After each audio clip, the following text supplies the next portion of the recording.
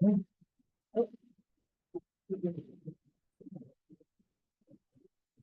evening, call the meeting to order, Greenville City Council, June 25th, 2024.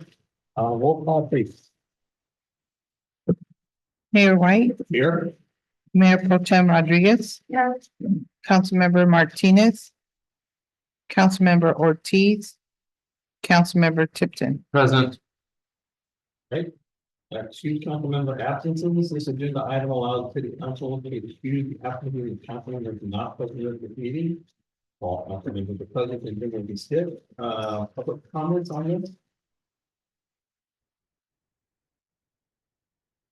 Seeing none, Sir. Public comment on the apples or just in general? on the absence. City council comments, we did get a call from Rachel, okay, said she needs to help. Okay.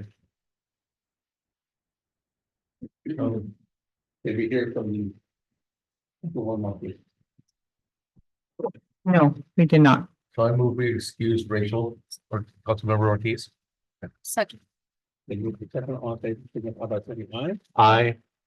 Please. The thing on.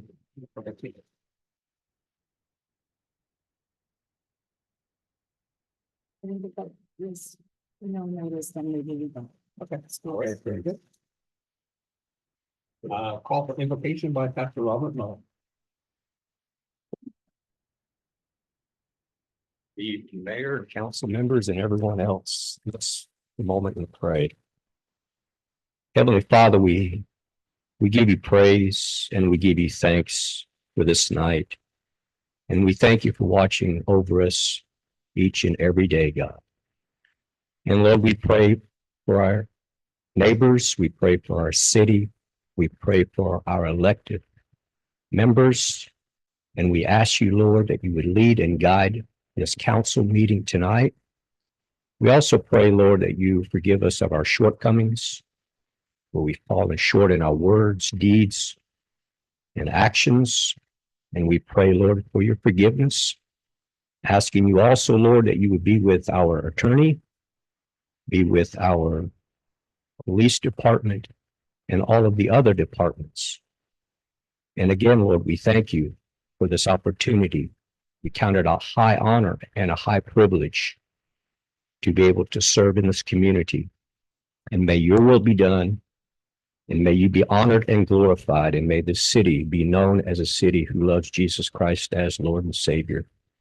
And Lord, we'll crown it back to you, giving you all of the honor, all of the glory, and all of the praise in Jesus' name. Amen. Will you all please stand for the pledge? I pledge allegiance to the flag of the United States of America and to the republic for which it stands, one nation, under God, indivisible, with liberty and justice for all.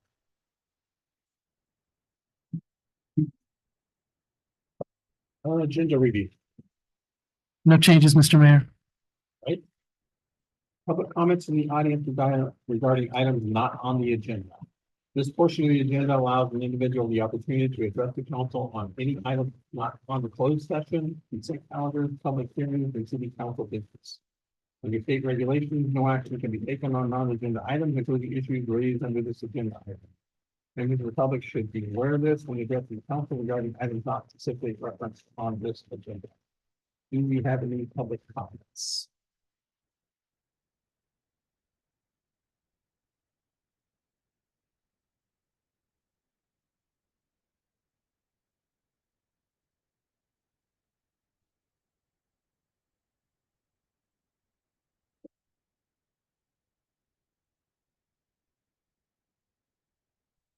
Good afternoon. I'm Dr. Lourdes Villarreal, and this will be the fourth time that I come before you to advocate for solutions to two issues that I have spoken to you about before.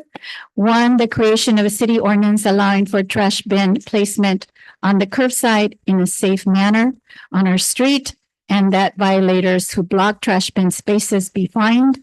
And the second one, revision of the existing camper ordinance that I believe was never meant to allow people to store such vehicles on the street, not in their driveway. It's been now 38 days that the camper has been stored on my street. And I say stored because they've gotten so brazen that now it's not even attached to a vehicle. It is just sitting there stored in our street. And I've told you that I'm concerned about safety. And then, of course, when it's been blocking my view when I try to leave my driveway, I'm very disappointed that even though City Council person Tipton asked that this come back for you to consider because you've talked about it before, that is not on this meeting's agenda. The situation has gotten so worse that I feel that the police department has now retaliated against me. I had a situation and I put the details in an email where police officer Garcia came to my house and in a very aggressive manner told me that I needed to remove my trash can from a place that I had not put it, but actually the neighbors had moved my trash can from between their vehicles and placed it on the sidewalk. What is the message to me? That I'm not even between the cars am I to put my trash cans where that's where the police department and the city told me to put it if there's no other place for me to put it. The officer Garcia was so adamant about this that she even left me a reminder. I have it on my phone telling me that I had 24 hours to remove that trash can that I did not place on the sidewalk. For others that otherwise there would be consequences for me. It's very suspicious where the call was made from. It was made from the private citizens number. And I'm going to talk to Chief Mixer about that because why is an officer calling me from a private citizen's number and then in a threatening manner telling me that I have 24 hours to move a trash can that was only out for that day when the trash was going to be collected. So again, I would hope that you're going to look into this and that you bring it back, please. You know, it's a problem, not just for me, but for other people. Thank you very much. Anyone else in favor? Yeah, couple hands, please.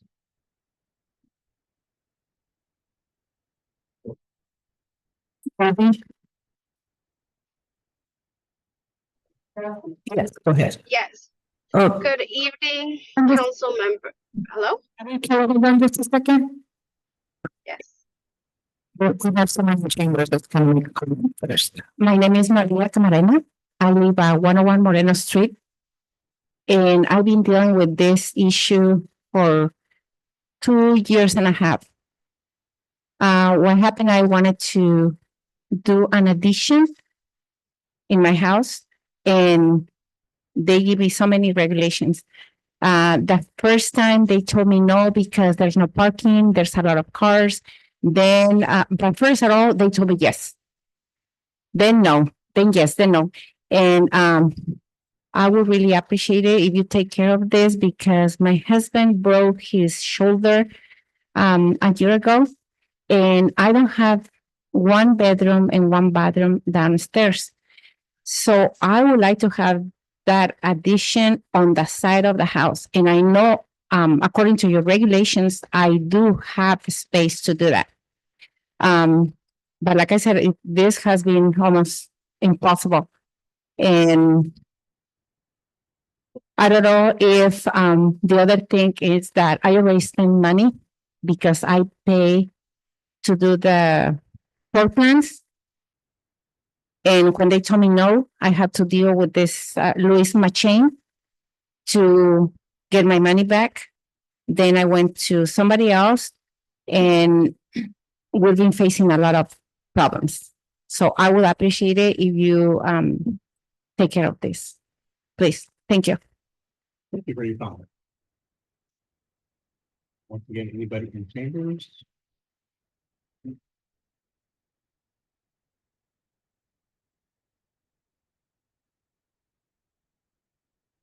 Good evening. I'm Jessica Batista. I'm here on behalf to button up the Bruins Sober Grad event that we had. It was very successful. We had over 100 participants plus volunteers. I have a report, a financial income and expense report breakdown for you, so you can see that your money was very well spent. We had a great time. We had a hypnotist. We gave away prizes all night long. The feedback that we got, I think from one person was that, wow, there was too many prizes. And I think that that's positive, not negative. But once again, we just wanted to go ahead and hand out this information to you. Thank you to Rachel who showed up. Thank you to Greenfield Police Department that was there. Thank you to Chief Jim, which we stored a lot of the prizes and took over his home for quite some time. So thank you to Chief for that. This was a community effort, and it was really fun, putting this together. And it was something that I'm very proud of. We're setting up the class of 2025 with the fireworks fundraiser. So there's a little bit of expenses that are still, kind of lingering out there, but for the most part, we're really excited and it was a success. And I mean, thanks to you and all of the donors that we had that evening to be able to do this. But we ended up, total donations received by donors was $20,738. Total deposits that included some of our fundraiser sales and ticket sales was $24,396.82. The total event cost was $22,478. Our ending balance with what I come up with is $19,918.11, but our account says we have $1948.86. So hey, I'll take that. Oh, I'm sorry, 1948.36, but I'm off by $30. I'll take it. But total prices we spent on just prizes alone was $11,934.76.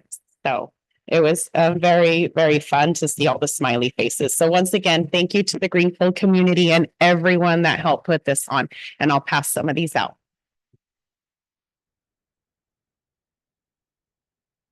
Good evening, Stephanie Garcia, Chair of the Bruin Sober Grad Committee. Just to echo on our Treasurer Extraordinaire's comments, I also wanted to thank, on behalf of the committee, all of you for your very generous donation and your continued generosity. I especially want to thank Fire Chief Langborg. He was a key player in helping us get this thing going. Greenfield Police Department, the Sergeants and Officers Association, their donation towards the comedian hypnotist. I was kind of worried how that was going to go, but it ended up being a huge hit. The kids were laughing, and it was an amazing show, and it was a good break for all that was going on. I wanted to thank the class of 2002. They donated some gigantic neon lights that I hope can be used for next year. They said GHS class of 2024, so we'll just need to buy a 5 for next year. The food was great. The DJ, 2 photo booths. The kids did some country line dancing and musical chairs. Overall, the night had a really fun spirit. There were so many smiles and lots of laughter, and it was really great. And I want to thank you for providing the graduating senior class with one last night together, because they seem to really enjoy it. Everybody got a swag bag. I have extra keychains. I gave some to Anne. There's one for each of you. All of you have enough for this whole room. Actually, they're pretty cheap. Let's see. So the volunteers that helped were actually the incoming 2025 class. So they got to see the event. And so their expectations are up here for their event. And it was good to see them there and helping us out. So again, thank you very much. And Anne has your keychains. Thank you very much. Thank you too for spearheading that. That sounds like a tremendous success. Great. Anyone else in chambers? If not, we do have some hands raised. Oh, we got one more. All right. Can I talk in Spanish? Sure. Mi nombre es Juan Mendoza. La razón que vengo aquí porque he tenido muchos problemas con la ciudad, de que quiero hacer una adición y mandaron a chequear los planos a una compañía y según lo que han aprobado la compañía, pero la persona que está a cargo del departamento, el building department, me dicen que sí pasan y luego vuelvo otra vez, me dicen que no pasan, que porque los códigos cambian. Los códigos tienen que ser para toda la gente o nomás para los clientes que somos nomás low income en Greenfield. Porque, porque yo he mirado compañías que vienen a hacer casas, les permiten códigos que según la ley tiene que ser para todos. Y ellos hacen sus casas cortitas, bien pegadas, y según a mí no me pasan porque mi casa que quiero hacer está a 611 pegado de un garage, que es un garage, no es una casa. So, mi pregunta es, ¿la ley es para todos o es para nomás para la gente pobre? Usted está hablando de la ley de cuál quería hacer una Que hacer una addition y no me la quieren dejar porque tiene 611, pero no me permite compañía grande, para que no estamos pegadas. Incluso 8, 6 son casas en casa, voy a hacer un garage y no Ok, so nomás quería hacer una edición y no le están dando el código.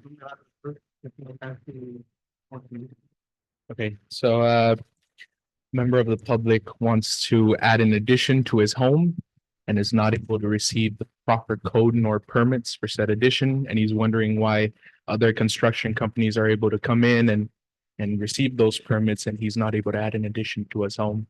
And his direct question was if those same penal codes and addition codes, do they apply for everyone, or is it just because he's a resident? So how would that work in that case? We can't directly respond, but if you could check with the front desk over there, you should be able to get some. Okay. So, any other comments?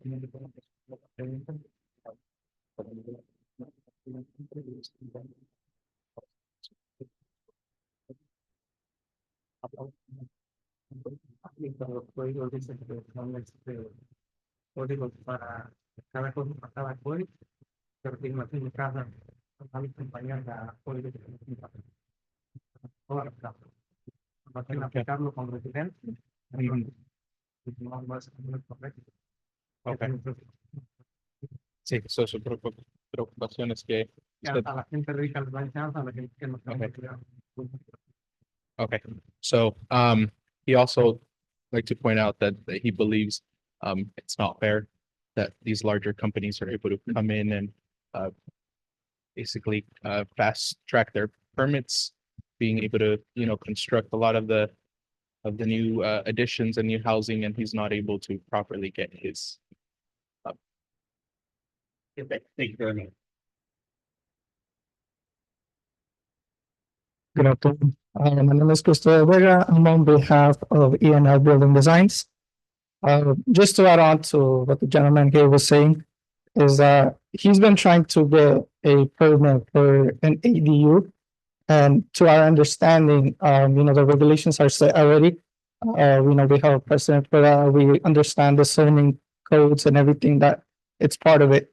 But we have been noticing a irregulation on the way that the files have been managing by the, I don't know if it's the company that you guys hired or you guys third source to review the plans. Or if it was because of the planning department of the building department, which we are pretty familiar with. I mean, we've been doing projects along the Monterey County, so we're pretty familiar how everything works. And we've been noticing a lot of irregularities here in the city of Greenfield, to the point that a lot of companies don't want to come and pull out permits for the people here. So we just want to raise that concern, maybe look into how the way things are being managed, and allow for people to actually come out and obtain their permits without having all these restrictions. And maybe look at the municipal codes, see what we're looking at, how we could get all these permits facilitated for everybody, and that way everybody's happy and we can bring some more development to the city. Yeah, thank you. Thank you very much.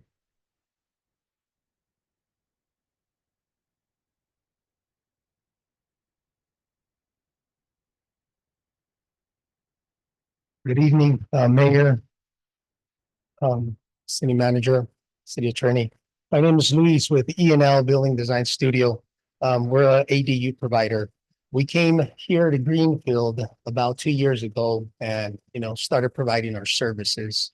The reason why we're here today is because this ADU process is taking a lot longer than it should, or what it's taking with our sister cities. We have worked with Mr. Paul. I do want to say that he's been great help, right? We've talked with Public Works as well. I understand that they're short-staffed. I understand all of the challenges that, Greenfield is facing right now. But I also do want to, make you guys aware of how your constituents are suffering for that, right? It's supposed to be where we can get a permit, within 3, 4, 5 months. A lot of these files are going on a year, guys, so that's tough. That's tough. I will be back again, with Public Works, with planning, trying to sort this out, but we're here because of our clients. They're very, very upset. They're very, very frustrated. So hopefully, us coming over here, making you guys aware of the problem, you guys can go ahead, give them some direction to try to see what we can do to facilitate and move these ADUs forward without, like Lisa was saying, making, all of these irregularities in there that make it more complicated for us to be able to do our job. So thank you guys for your time, and hopefully, you guys can lend us a hand with that. Very good. Thank you for your comment. Thank you.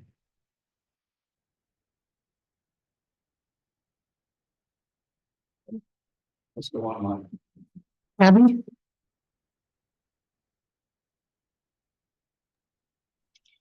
Good evening, city council members. Can you hear me? Yes, you can. Go ahead. Okay, perfect. I'm just coming to share and to make the city council members aware of another incident that the Greenfield Police Department has posted on their social media regarding child sexual abuse. It's been like a month and a half that I've been advocating for workshops, for outreach to the community, to provide spaces for survivors or for people to be aware of how to support survivors or resources that are available in Greenfield. As a mental health worker myself, I work directly with survivors, children, adults, and youth, and I know firsthand the impact that it has on them. And I think it's crucial and an important, line of work, and it's nothing to be made fun of because my work is very heavy. And I think it's important for every city to have resources, and I've been advocating, and unfortunately, how many more children are going to face, sexual abuse before the city steps in and provides workshops, provides information, provides outreach. All of the city council members have an opportunity to make a big difference. The city has a big opportunity to be the leader of providing proactive solutions, providing information. Like I said, if a city council Martinez could support a child predator by writing a letter, I think everyone there could provide resources and support for victims right now and future survivors. So again, I ask you all to please step forward and create these workshops, outreach, and also for the police department to provide those statistics that I've been asking, like to understand what is the magnitude of this problem in Greenfield. Again, I love Greenfield. I was born and raised there most of my life, and although I'm not physically there, I have family members and I have community there that I still care about, and I don't have to physically be there to care about such an important issue. So thank you so much, and I hope you guys really take into account what I'm saying. As a mother, as a mental health professional, as somebody who loves Greenfield. Thank you and have a wonderful day. Thank you very much. Councilor Zavala?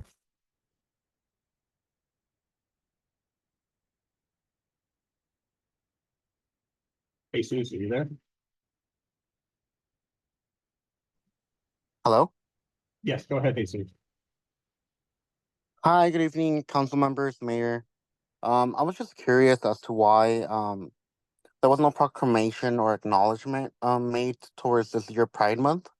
I believe it's important to acknowledge the real reason and meaning behind Pride Month. I understand the LGBTQ plus community is a minority in town, but we are here. At the end of the day, members of the LGBTQ plus community just want to be able to live their lives like any other person. Pride Month, in a way, is a celebration that, besides all the abuse, hate, violence, discrimination the LGBTQ plus community receives, we still get up and try our best to contribute to society and towards a kinder, respectful, peaceful world. I would love to see council moving forward remember what Pride Month is truly about and acknowledge the community that is present in Greenfield. It would be great to see Greenfield be the second South County city to raise the plus flag during Pride Month and just acknowledge the community that's in Greenfield. A lot of people don't show it.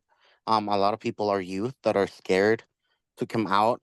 It's scary to come out and be rejected by your community, your society, your family, and I think that's what hurts the most: the rejection from your family or close loved ones or friends. So it is hard, and most of the community is youth.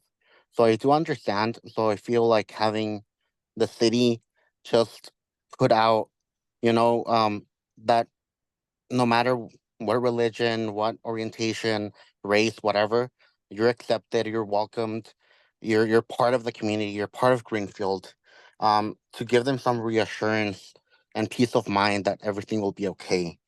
Because they might not have that somewhere else, but the city can provide it with a simple gesture, a proclamation, something like that. Thank you. Thank you very much.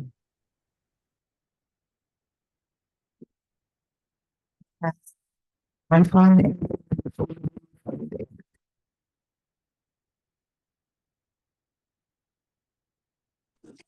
Hello, can you hear me?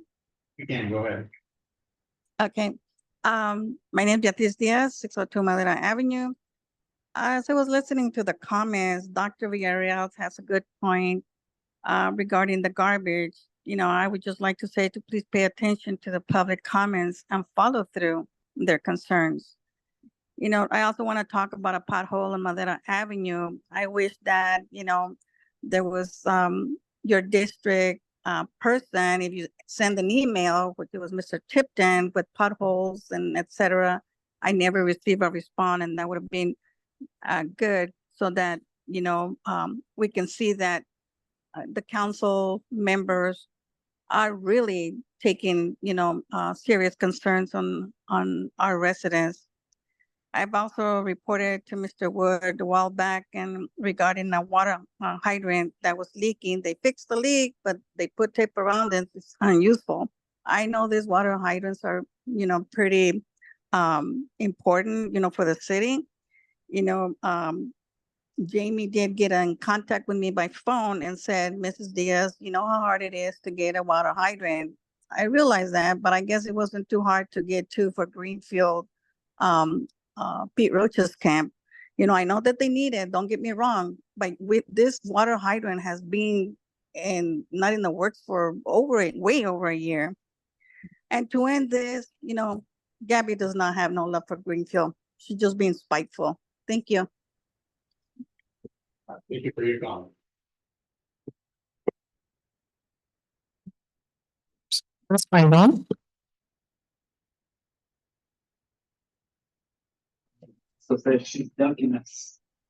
Hello, everyone. Thank you for this meeting.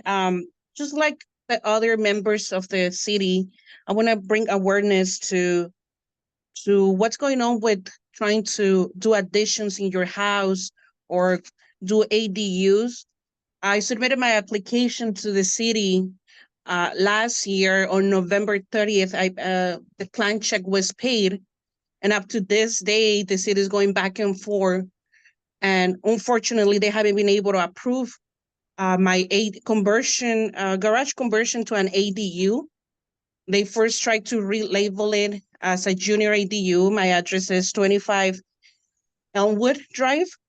And just that to bring that awareness that all the other cities, I just moved from Monterey and their process there is much faster and easier. And I'm very surprised that here in Greenfield, it's has become such a challenge process to be able to create more houses and be able to help ourselves and, you know, the community itself. So thank you. Thank you very much for your comments. You guys allow. All right, now we will move on to comments from city council.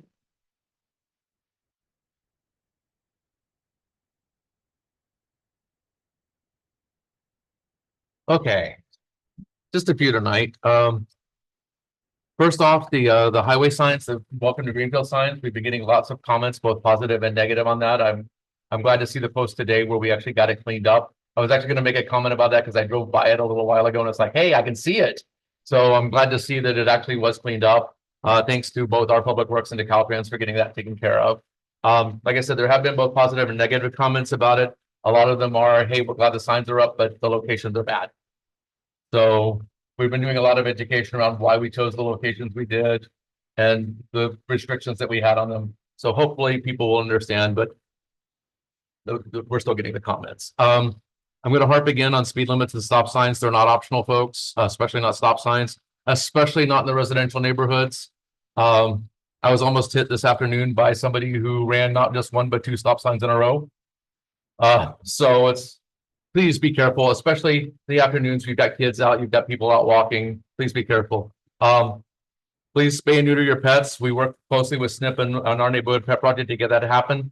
I believe the number last time that SNP was here was 55 cats and kittens were done during their one day. An additional, I think 13 dogs and puppies were done. So please get your pets spayed or neutered. We have low cost programs and free programs through SNP and our neighborhood pet project to get those taken care of. It has been hot. Please watch out for your hydration. And again, watch out for the pets, the children, the elderly, people who may not be able to take care of themselves, and people who may not be able to communicate effectively that they're having issues. Go out, work with them, make sure that they're okay as well. And I mentioned this before when it was cold, and that's even more important now that it's hot. There's a program called snugsafe.com that you can have your elderly or your kids download, and it will actually reach out to them and make them press a button and make sure they're okay at a regular time on a regular basis. And if they don't report in that they're okay, they will give them a call and make sure that they're okay. And it's a free program.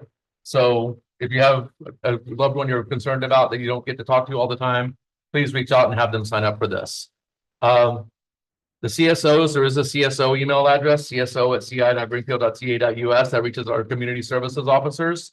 They're out there for us and for you guys to help you. Reach out to them if you need animal control issues, code enforcement issues, anything like that. And I wish Chief Mixer was here because I'd still like to see the numbers of call-ins versus self-initiated calls from them. Because according to what I've been told is they're supposed to be going out and seeing things on their own and initiating activities on their own. And I don't see that happening.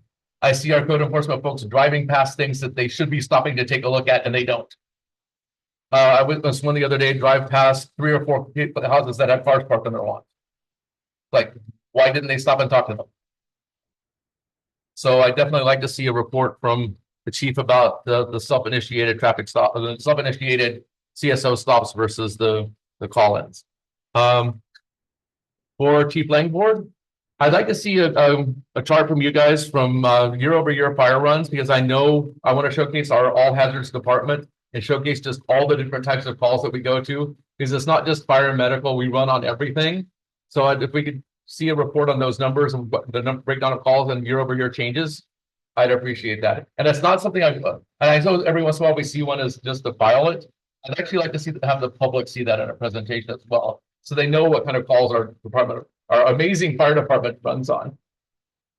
Parking ordinances, like Dr. Varela Real mentioned, I'd actually definitely like to see those brought back at a future meeting. Both the revision of the part of the ordinance for the campers and other RVs and trailers and things like that parking in the driveways, and also about street parking for garbage cans and for street sweeping days. I've been harping on the street sweeping days for what?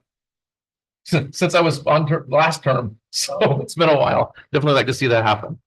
And one last thing is my email address is dtipton@ci.greenfield.ca.us. It's been that for 14 years. If you're using any other email address, you're just not going to get to me.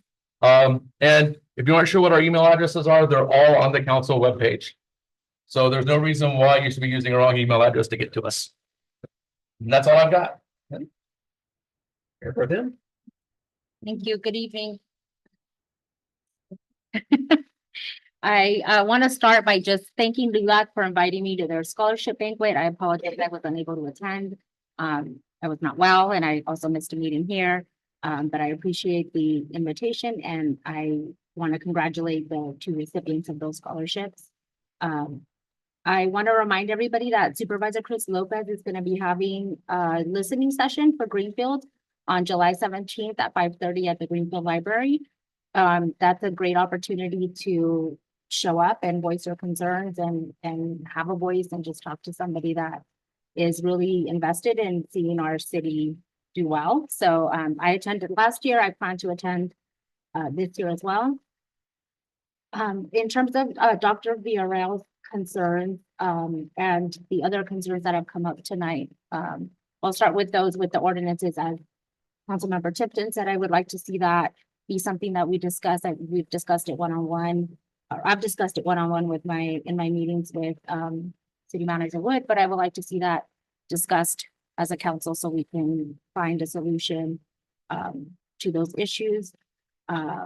Also, if City Manager Wood, if you could just ensure that city staff follow up with the residents that are experiencing those issues regarding their permits that spoke up today. I apologize, I didn't get everybody's name, but you know, maybe it's an issue of needing additional guidance or miscommunication, but if we could just help those who have indicated that there's an issue.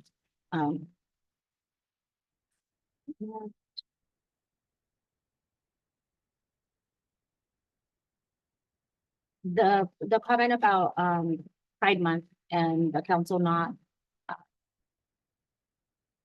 addressing it or recognizing it in any way, I would like to ask that we do close our meeting today in recognition of everyone that's part of the LGBTQIA+ community, and honor the fact that many do face discrimination and or violence, and I consider myself an ally and completely condemn any kind of intolerance. So I would just ask that we do that, since we did, I would say I missed the mark in not bringing that up as something that I would have wanted to acknowledge. And that's all I have to say. Thank you very much. I have a few things tonight. First night, Monterey is offering a free summer art camp, July 8th to August 2nd. Drawing, painting, sculpture, multimedia. This is being at the Culver Arts Center at 215 of Community Out. There's also the rec department is offering natural science discovery camp, age 8 to 12, from July 29th to August 2nd. Day camp Monday to Wednesday, and an overnight camp on Thursday and Friday. Register at Greenfield Community Center, 1551 Oak. Remind everyone about the 4th of July event that's coming up at the Patriot Park here in less than a week and a half. There's live music, fireworks, food vendors. Please come out and enjoy this event sponsored by the City of Greenfield. The law enforcement sports run is tomorrow morning at 8:30 from high school to the Civic Center. Come out, cheer on the runners. Participate. This event is support of Special Olympics of Northern California, and it's been by the law enforcement. National Night Out is Tuesday, August 6th, from 5 to 8 at Eagle Park. National Night Out is an annual community building campaign that promotes police community partnerships and neighborhood camaraderie.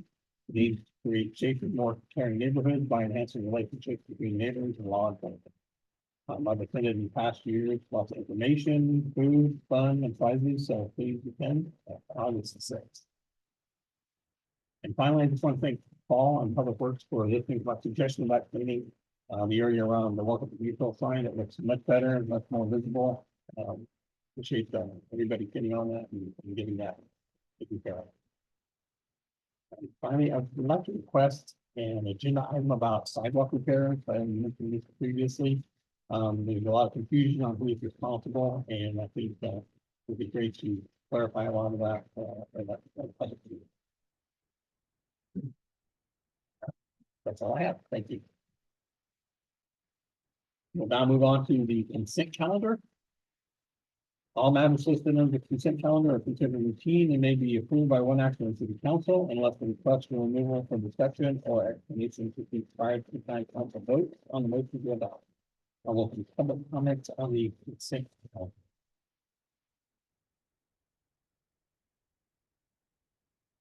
Seeing none, I'll come back to council for questions. Move approval of consent.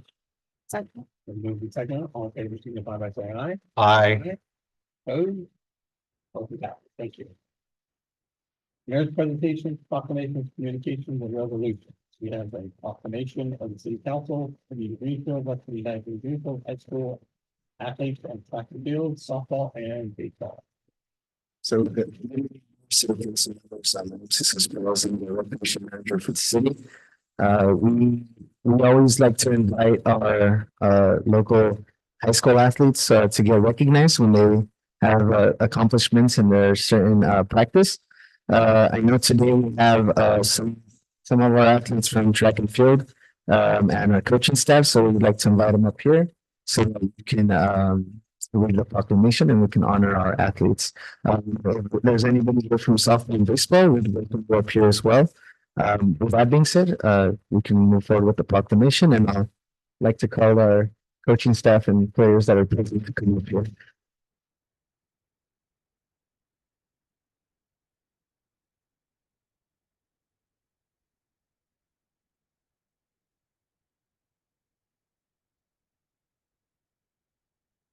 Yeah, good evening. I'm Coach Villagomez from Greenfield High School. I had two athletes that we thought it would be great to honor. Alondra Lopez, she's working out there somewhere, and the other person is Batai, and she's here. We appreciate.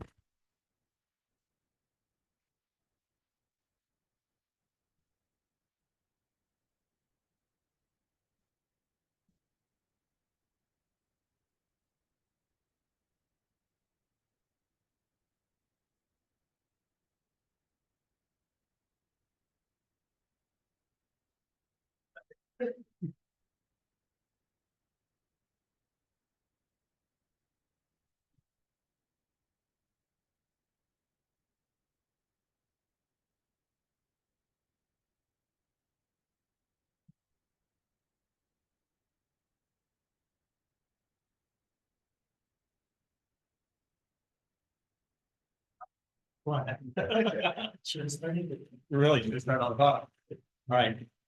Greenfield High School Track and Field Santa Lucia Division qualified to Central Coast Section Shot Put and Discus. The mayor and city council hereby recognize the Latin Halo. Congratulations.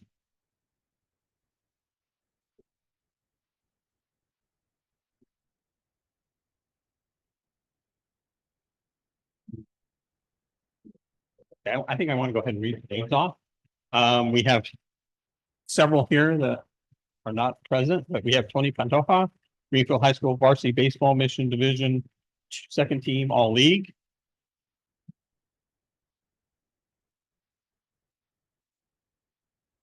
Alondra Lopez, Greenfield High School Track and Field Santa Lucia Division, qualified to Central Coast Section Girls High Jump.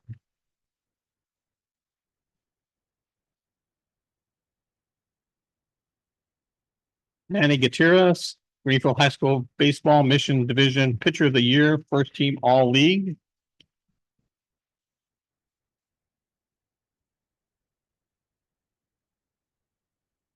Michaela Sanchez, Greenfield High School Varsity Softball PCAL Cypress Division Pitcher of the Year, first team All League.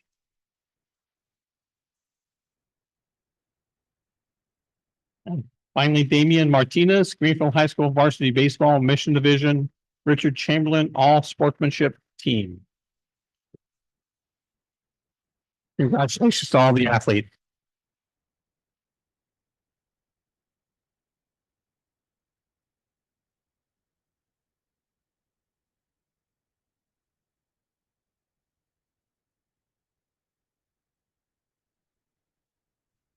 Are you back up here, 4th of July event?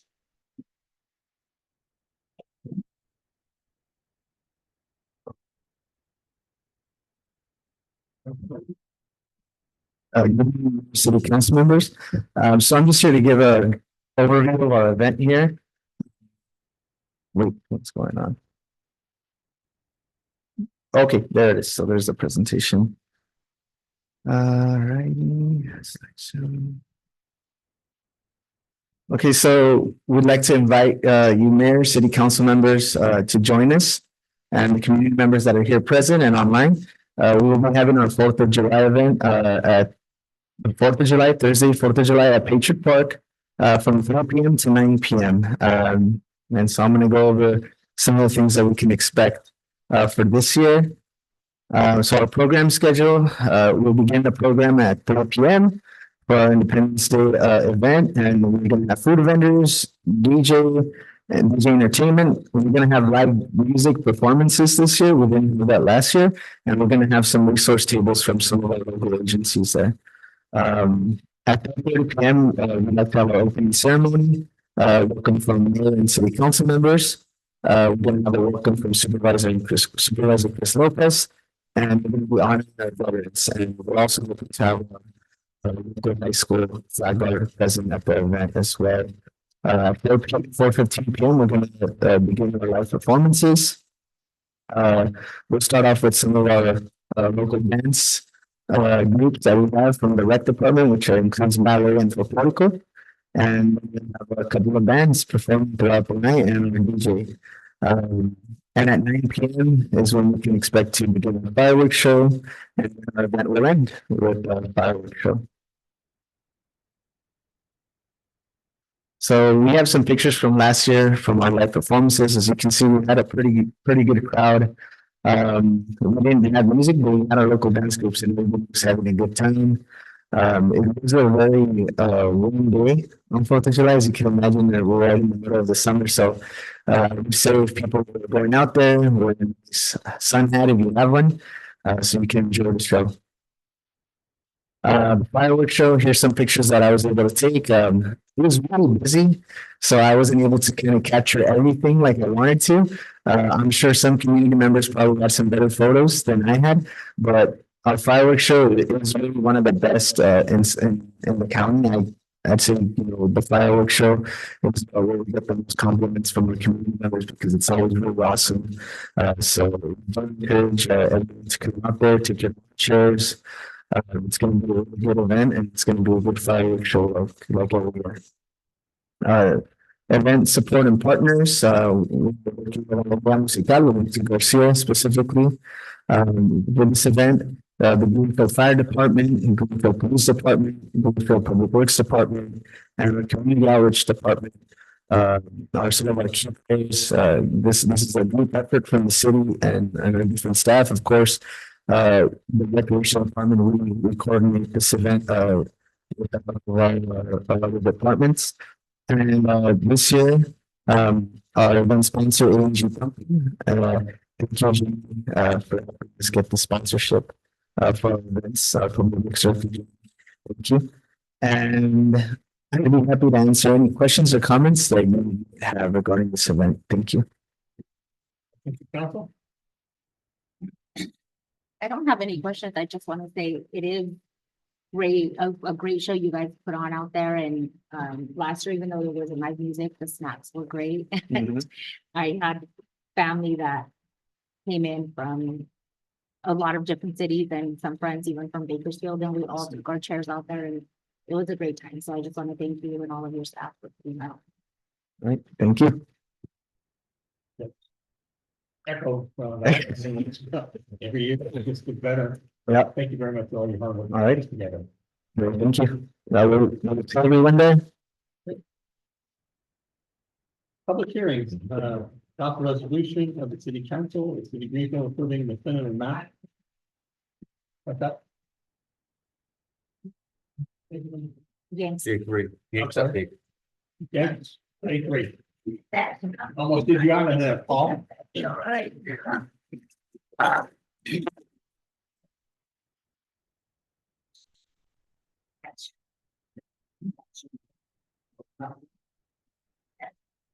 At the end of my presentation,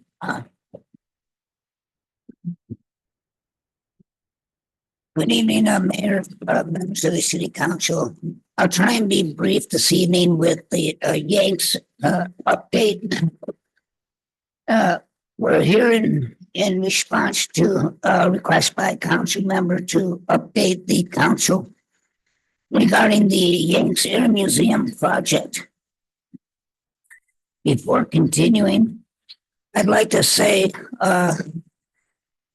sadly, that on Father's Day, the Yanks organization suffered a serious loss with an accident at the Chino site. The Yanks chief operating officer, Frank Wright, and his co-pilot, the pilot in command, Mr. Michael Gillis, passed away in an unfortunate aviation accident. So with that, I'm sure that we all send our condolences to the Nichols family. Now, with that said, remind the city council that this project dates back to Monterey County's approval of a combined development permit in November of 1997. It's been a project in Monterey County for 27 years.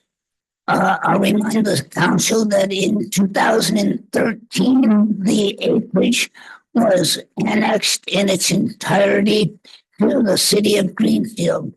That is to say, however, that 300 acres were dedicated to the Agricultural Land Trust and 134 acres stands for the museum.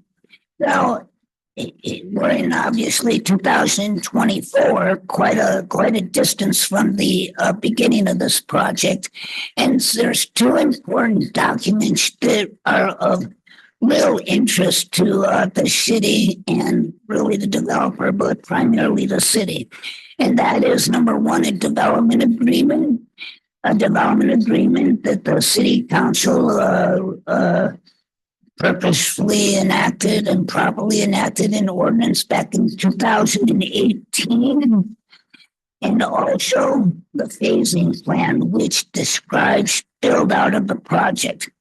We'll talk about the phasing plan later because that pertains to the map that has been distributed. I'd also like to refer the public to maps that are also at the rear of the chamber dais. It's available for the public.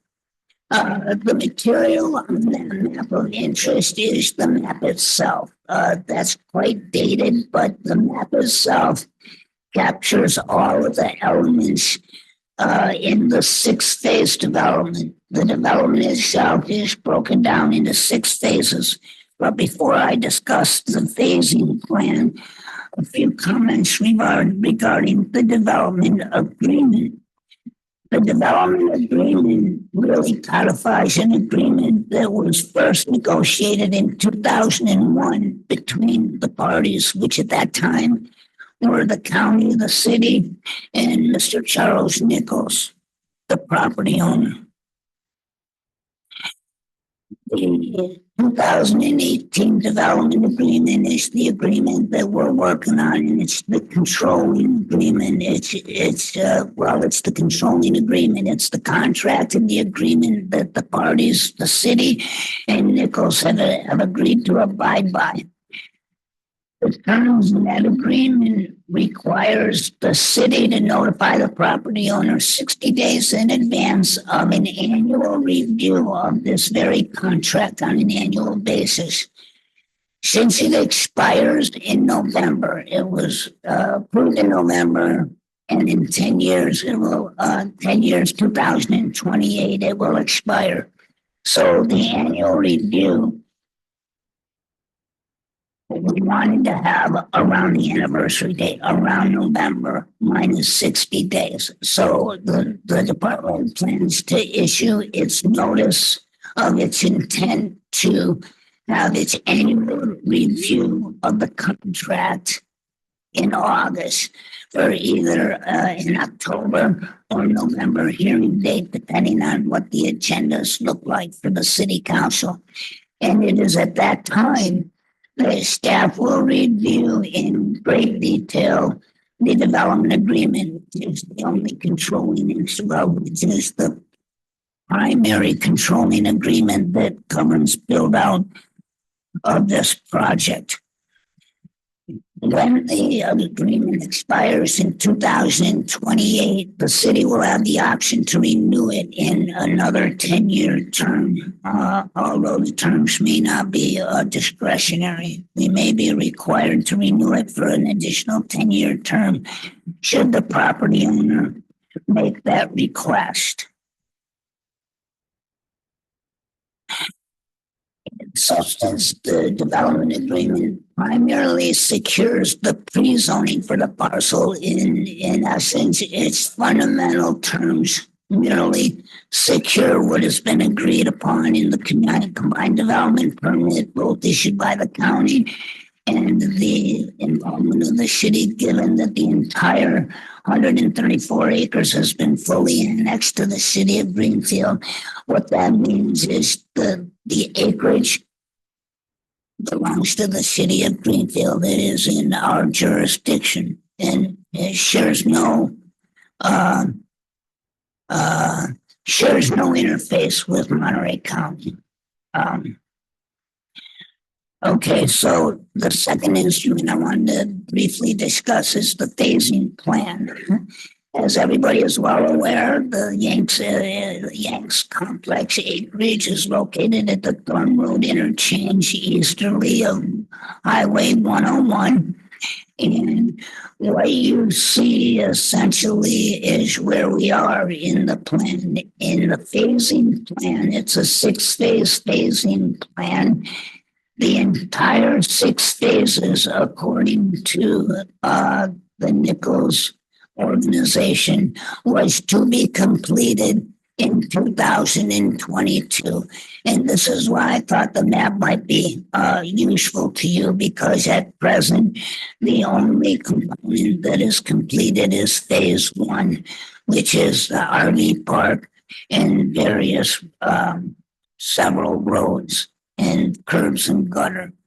Other than that, phase 2, which is the grading, the airport, the museum, the education center, the hotel, and service station, none of that has begun at all, unfortunately. According to their own self-reporting phasing plan, quote, phase 2 should be completed by March 2014. Consequently, we can all recognize that they're about 10 years late.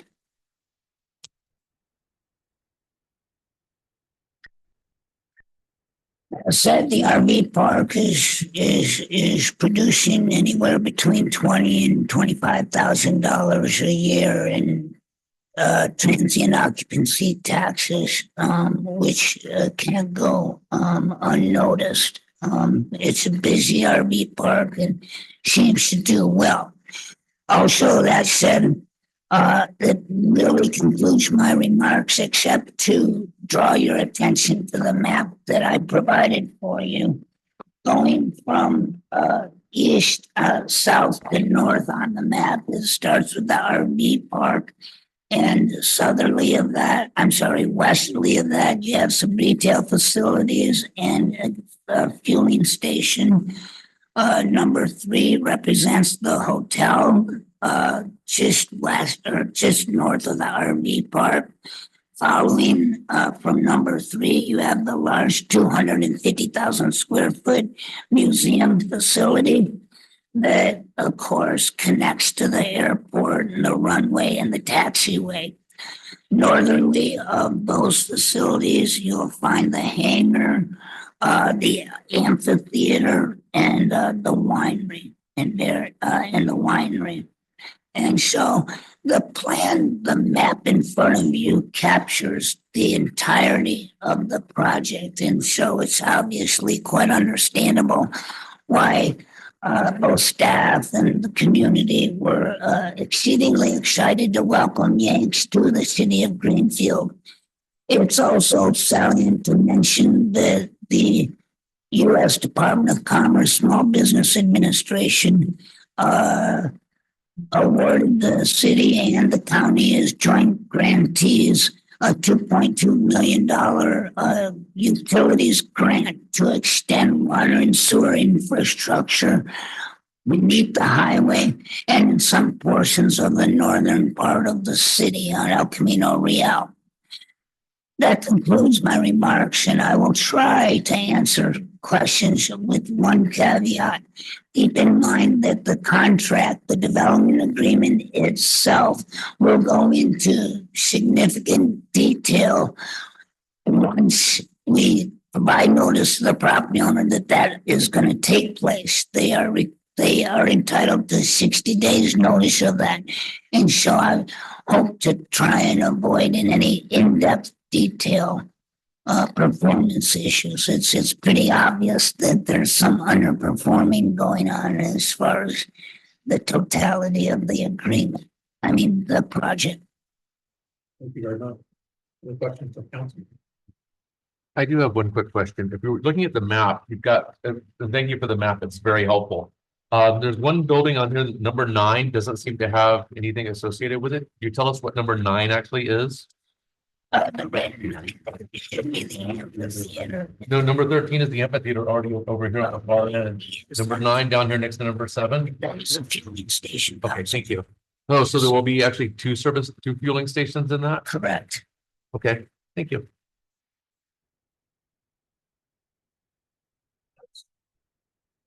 Paul, just review this annual review. Is that staff or is that council or who exactly?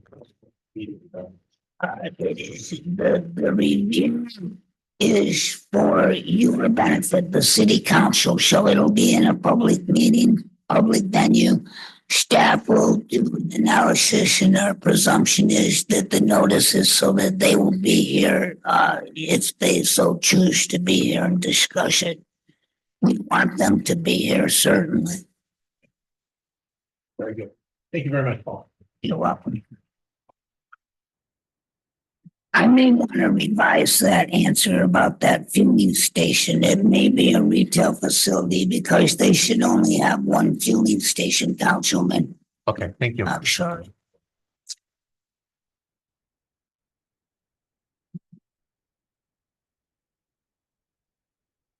All right, I'll move to A1.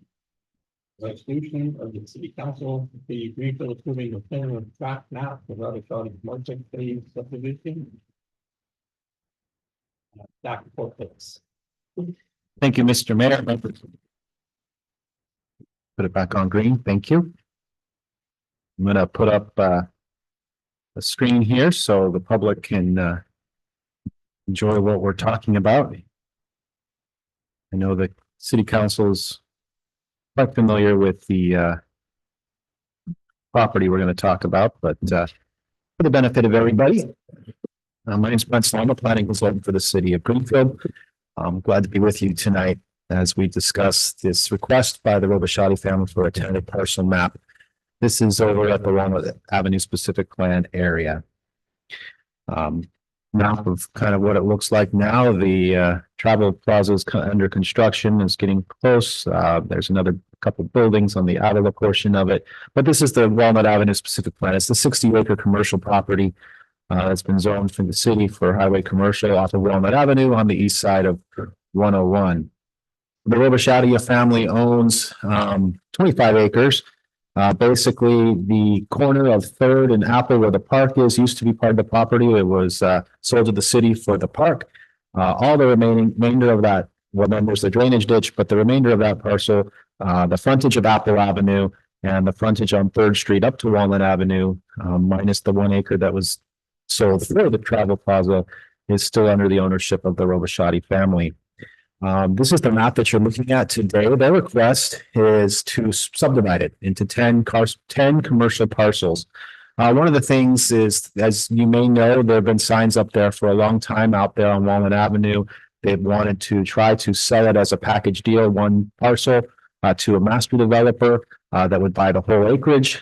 That's proven to be difficult. It can be for various reasons, economic or whatever. That your pool of buyers to buy large tracts of acreage for commercial development are limited, whereas you may have more success if you sell an acre at a time to an end user that may want it. Not just, individuals, but also to chains or to commercial and retail end users that are looking for sites they'd like to own instead of lease perhaps, and are looking for parcels. So the request here is to have 10 parcels. And you can see kind of how that works. There's 3 up here. So this one here already exists. This is parcel 1. This is where the Chevron and the Jamba Juice and that development's going in. You have two for 2 additional lots here on the corner of Third and Walnut. 4 lots here on an interior street that will be behind the Chevron and the extra mile.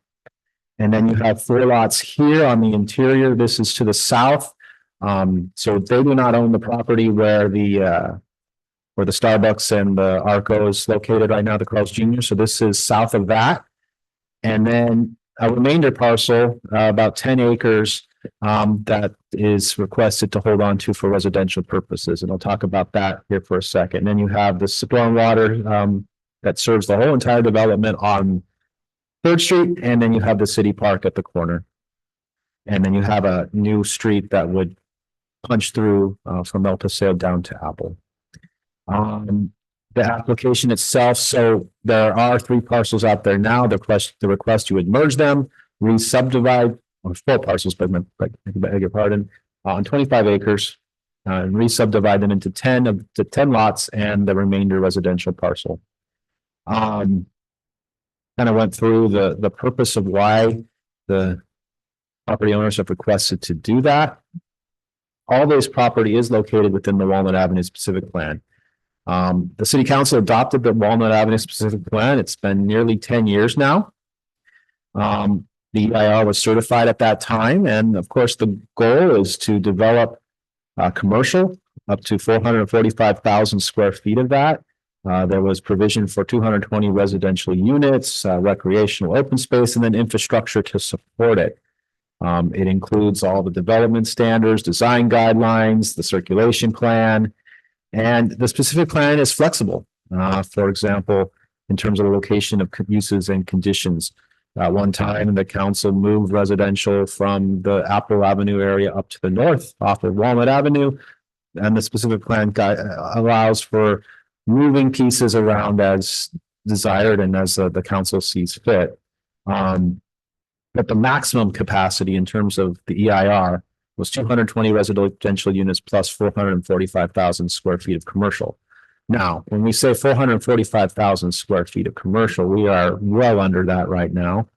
And there's also a trigger when we talk about traffic improvements. We can't put 450,000 square feet of commercial right there without doing something with the bridge at Walnut and increasing capacity there. In fact, we can't really go over 100,000 square feet of retail without increasing capacity at the bridge. So it's something to consider. This here was a conceptual land use map 10 years ago. As I said, concept. So some of the features are kind of still there. You see that road that would back into, that would go down the middle of Walnut, eventually end up over at Apple. They have the park. You've got, I think, bigger box retail was envisioned at that time. The world's changed a lot in 10 years.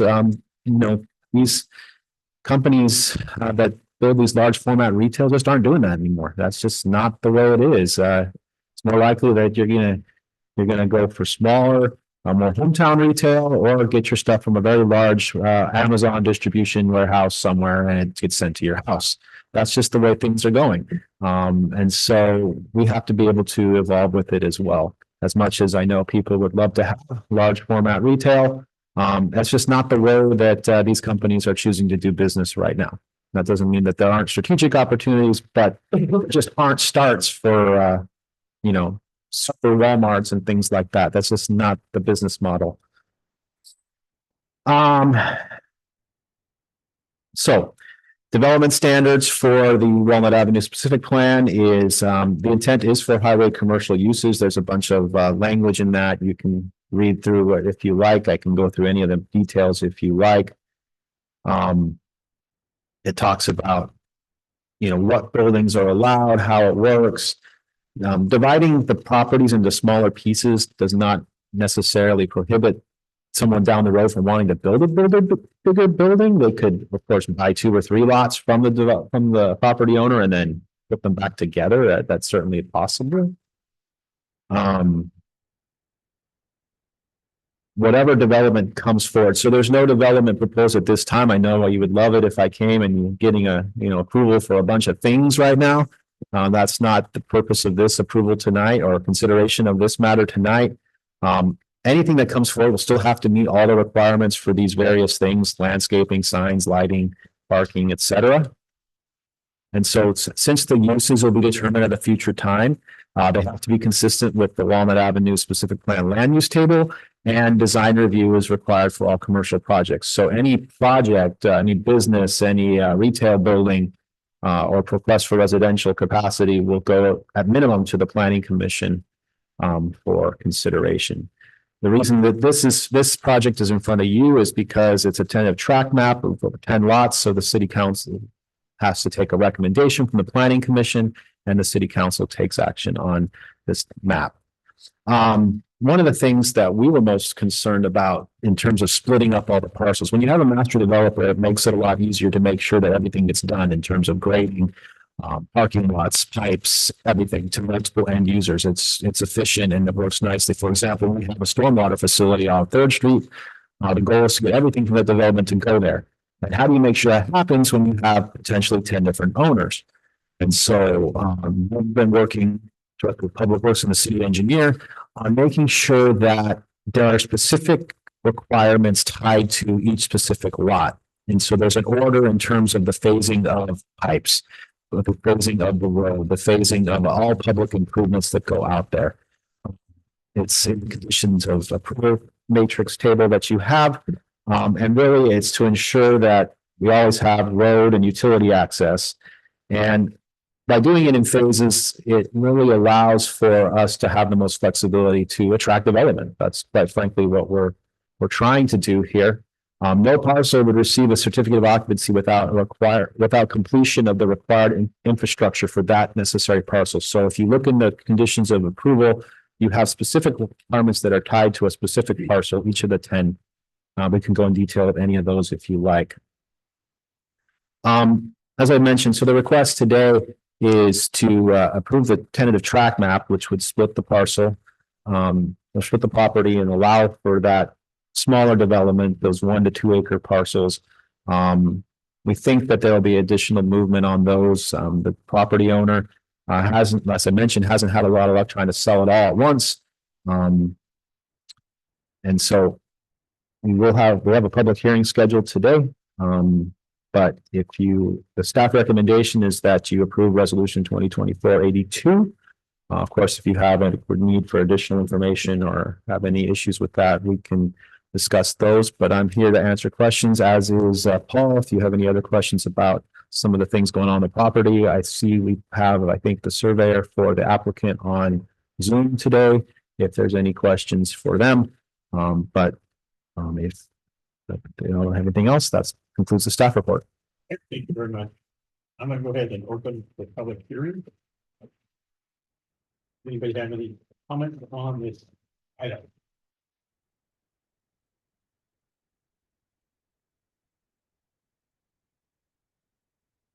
Hello, I'm glad that it was already addressed that as you're considering all this development that is tentative for right now. The problem with, traffic and the bridge, that, Walnut Bridge right there. I think even a council, member here has said that, it's really, it's a safety issue. People walking across the bridge, people walking, in the little dirt paths that they've made. It's just really impacted that area. I live in that area.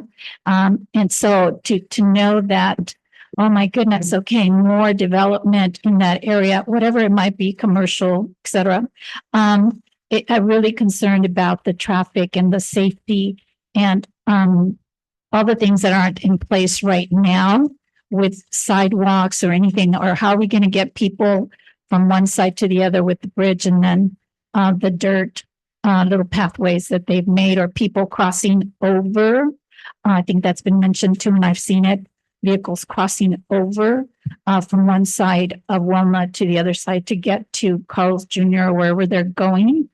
So it really is something to consider, what is going to happen with, and what comes first, the chicken or the egg, taking care of the problems that are right now with traffic, or that only comes after the development starts. Just wondering about that, but very concerned about traffic and safety of people walking or crossing over in their cars. Thank you. Thank you. Anyone else in chambers?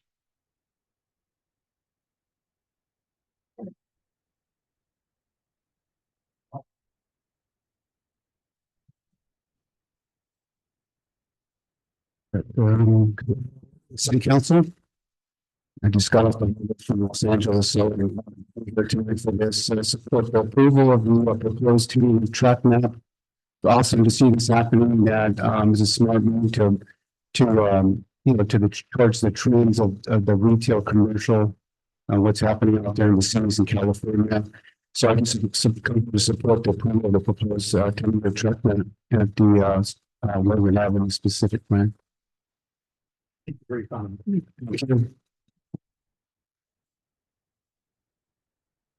Anyone else? Chambers?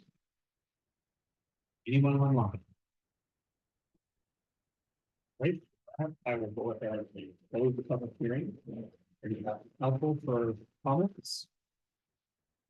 So curiosity, how many residential units do we have left in that specific plan area? I believe it's like 26. What maybe whatever was built in the Avila project, so I think you said 100. We talked about this in planning commission meeting, so the developer or the property owners wanted to keep this 10 acres on the south side of Apple, where originally in the plan we intended to put housing as kind of a buffer between existing housing and retail, and maybe more high density, residential that could support closer to the freeway that, could, support some of the housing goals for multifamily housing. It certainly could still be done even with the Avila project being built. It would require an addendum to the EIR. And the possibility at this point of developing 450,000 square feet of commercial retail is very minimal. Of course, things can change over time, but you never know. But at this point, never say never, but it's unlikely, and we could definitely sacrifice some of that commercial component for residential development. Coming back to the point is there is that threshold though, where there's going to have to be bridge improvements before we're going to have essentially a moratorium on commercial development there, just because of the queuing on the bridge.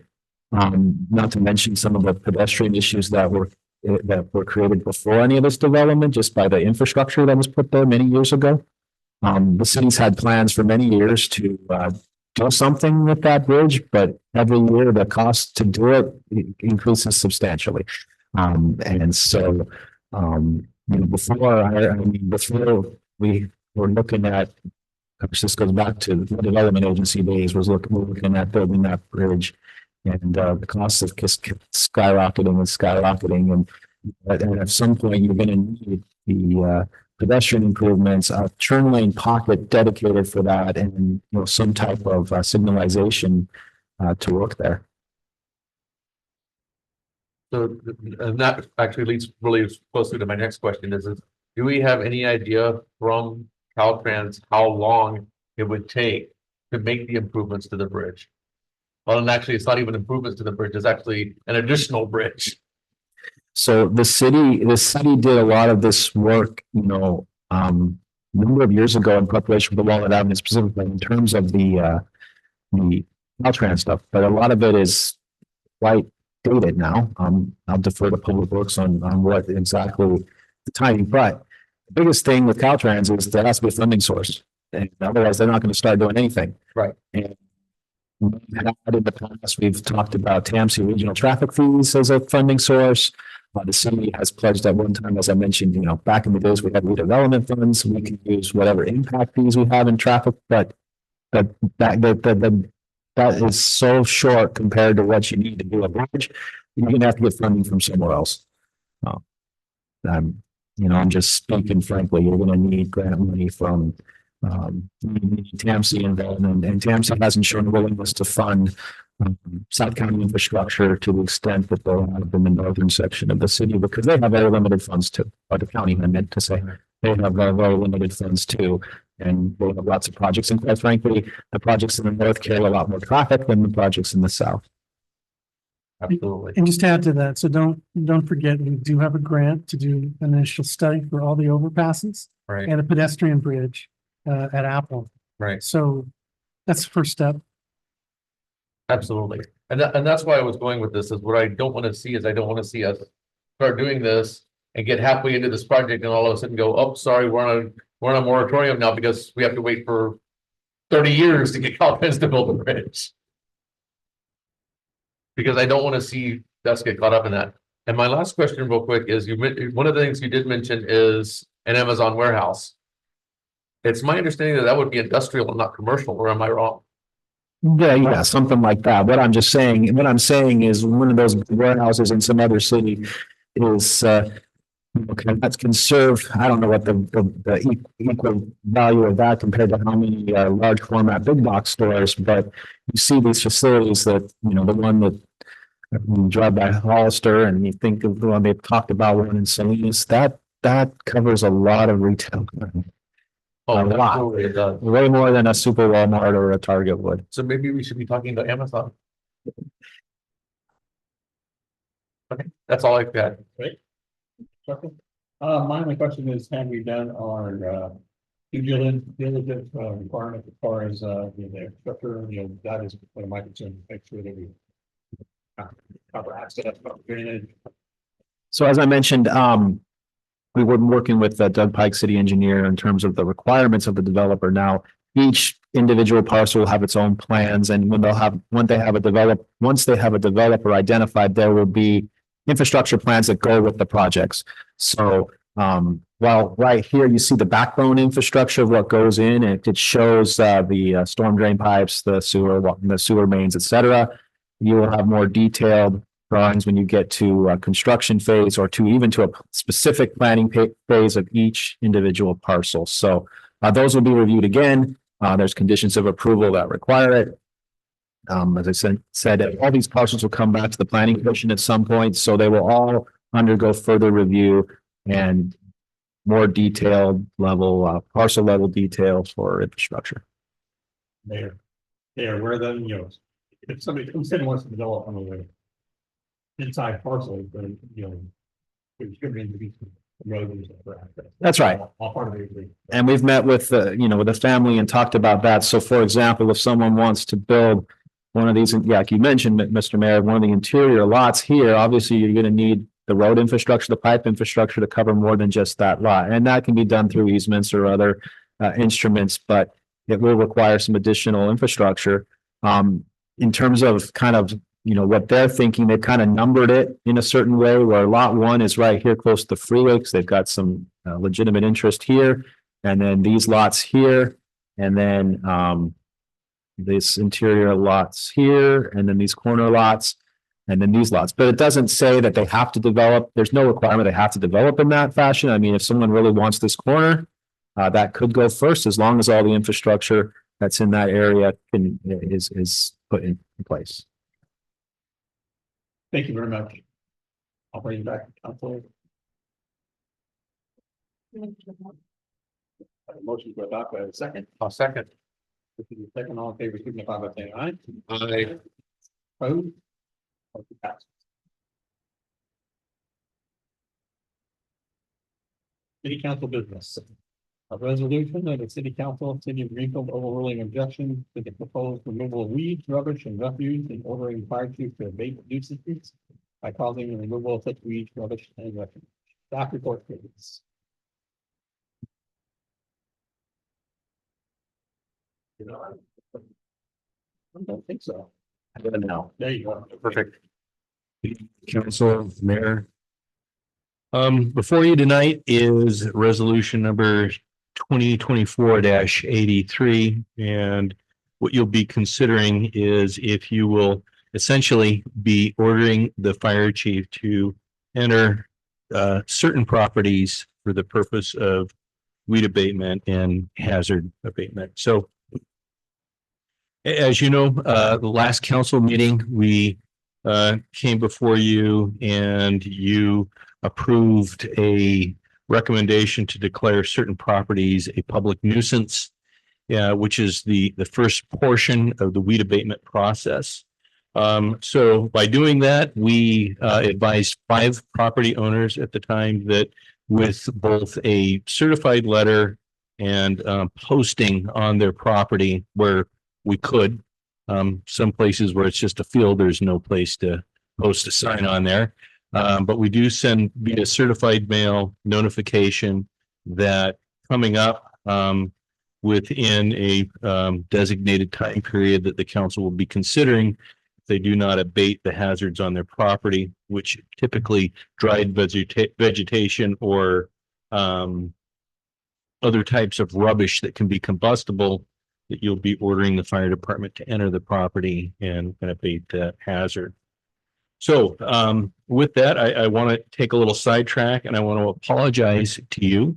In your council packet, you will have a different resolution than one that I put on in front of you tonight. And I apologize for that. I was out ill last week and I came in to get my documents into the city clerk and I didn't check the resolution. So actually the resolution that you have in front of you or in the council packet shows, I believe it's 5 properties and they were the properties last year.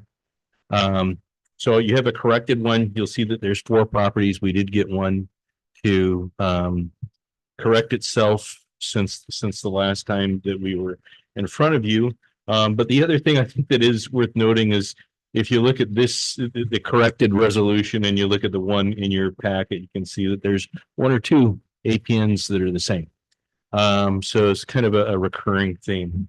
And with that in mind, basically what happens if you approve this is we have a contractor that we work with. The contractor will enter the property with myself present. They will go in, abate the property. Prior to abating, we take a series of pictures. And then after abating, I come out and I take pictures as well. And the reason for that is we want to thoroughly document what was done.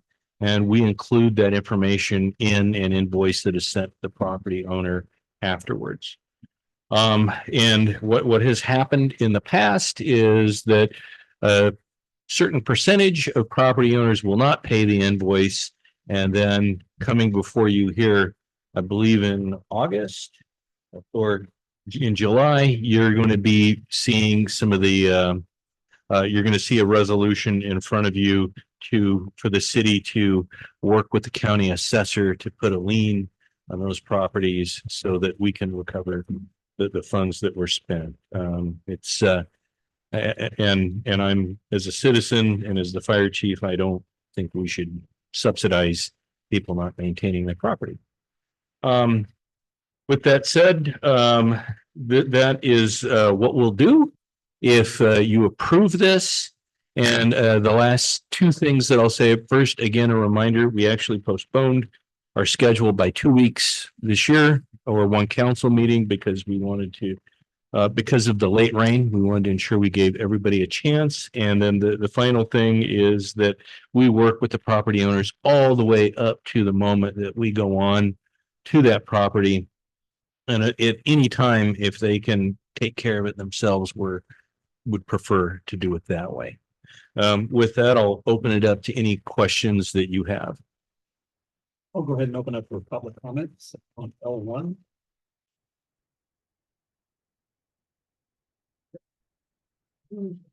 Opening online, I will close public comments.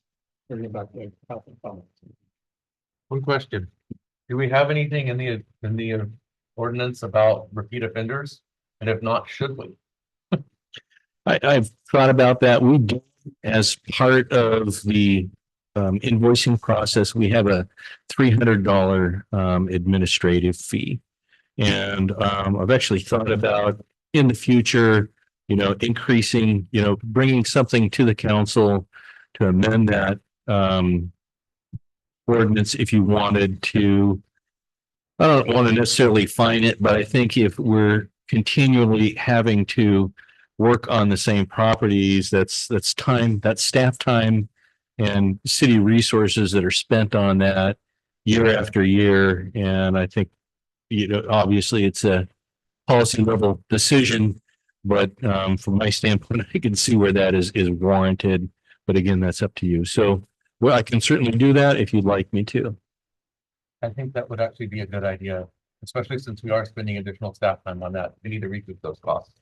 And I've also thought about considering putting maybe a fine process through our code enforcement in there, that if once we make a notification to them and there's a fire on the property, that there's either a fine or a cost recovery thing that's associated with that. Again, we can research these things and we'll bring them forward. Perfect. Thank you. Other questions or comments? My question is about the two that I see are repeats also. Does that mean though, by this time, now that they're being jumped with the paperwork again to collect it, that the fees from last year have been recovered at this point, or? Off the top of my head, I know that one did not pay their fees, and we've been dealing with them for the past 3 years. And so this will be the third time, and this property owner is just not responsive. And last year when we had something go to the assessor's office, they were on it. And then this year theirs will be on it. And wouldn't surprise me if when we're done with this year, it will be on it as well. Usually how that works is you can go to the lien on the property, Right. and then it's just there until they try to transfer it to somebody else, and it needs to be given them. Transferred. So, but no payment arrangement has to be made on it. They're just a lien on it. No. And I believe that what they do is they initially add it onto their taxes for the year, and then they can pay it there. But if they don't, then as the mayor states, then it gets carried on. And eventually when that property does change hands, then it gets recovered at that time. So it can take a couple of years to do it. Is that the property on ECR? I'm sorry. Is that the property on ECR? Last year they weren't, but there was one across the street that did, and they did get their property liened, if you will, and now they're taking care of it. I'll entertain a motion on 2024 EV2. But don't we need to move to adopt the amended one, not the one in the packet? Is that not the case? Same number. Right, but it's not the one that was published. As amended. Yeah, I mean, when the motion was made, so moved, they were, council member Rodriguez was moving to adopt the resolution as stated on the agenda, which is the number, so I don't think that you need to caveat that it's changed. Okay. Need a second. Second. Move to second, all in favor, signify by saying aye. Aye. Opposed? Motion passes. L2, a resolution of City Council, City of Greenfield accepting the California Highway Patrol cannabis tax fund grant program in the amount of $120,000 and $120,000 budget appropriation for the grant. Staff report, please. Evening, Mayor, City Council members. I'd like to present this grant on behalf of Chief Mixer, who couldn't make it today.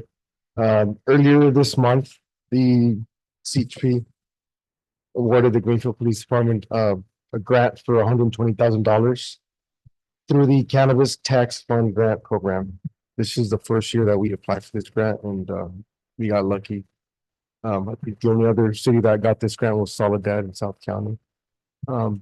This grant will support the ongoing enforcement and programs to help reduce the persons killed and injured during impaired driving incidents. Some of the funding will be used, will be for DUI and driver license checkpoints and patrols focus on suspected impaired drivers. High visibility DUI saturation patrols, enforcement operations targeting distracted drivers, community presentations on traffic safety issues such as distracted driving, impaired driving, speeding, and pedestrian safety. And last but not least, officer trainings.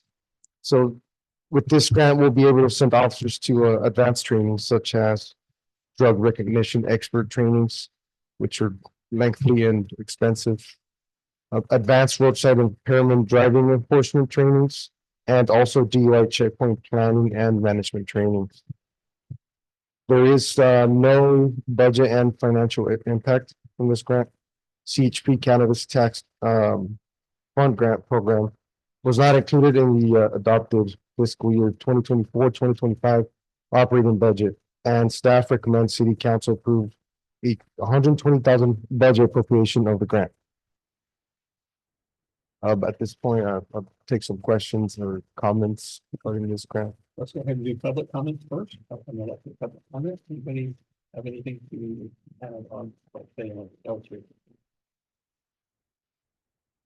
I'll bring it back to council. Questions? I move approval. Moved and seconded. All in favor, signify by saying aye. Aye. Thank you. Thank you, sir. All right. L3, a resolution with City Council, City of Greenfield approving amendments to conduct and council rules of order and protocol. Good evening, Mayor White and City Council. As you know, there are two sets of rules that govern the conduct of the City Council, the Council Rules of Order and Protocols, and the City Council Code of Conduct. And those rules generally govern the duties of the City Council, council meeting procedure, City Council member communication guidelines, and also travel and expenditure reimbursement. And that's the council rules, and then the Council Code of Conduct generally governs the way that council members treat one another, city staff, constituents, and others while representing the city. At 4 previous city council meetings, the city council discussed both sets of rules and made proposed changes to those rules. So the purpose of tonight's meeting is to adopt those proposed changes. There's a summary of the changes in your staff report, and then I've also provided red lines of each document showing the proposed changes. And so with that, I can answer any questions that you may have. I do have some corrections in here. Oh, okay. You wanna start with the rules of order and protocol? Yeah. Under item 10, that seems the public request for proclamation, the presentation, I know some up to you, correct? Let's open it up for public comment.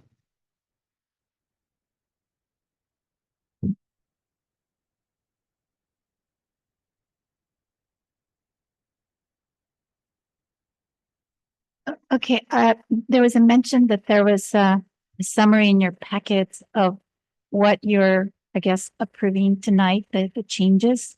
But I, as a public member, do not know what summary you're talking about or what you're actually going to be voting on in terms of changes. I don't know if it's possible, or maybe it's somewhere where I could have seen it before coming to the board meeting. I mean, to your council meeting. So just an observation about don't know what you're really voting on today. Thank you. Thank you. Any other comments? The item number 10 there, the public request, and is that also, I know a lot of times we'll have council people who will request proclamation or contributions. Does that need to be included in that, or is that a separate item?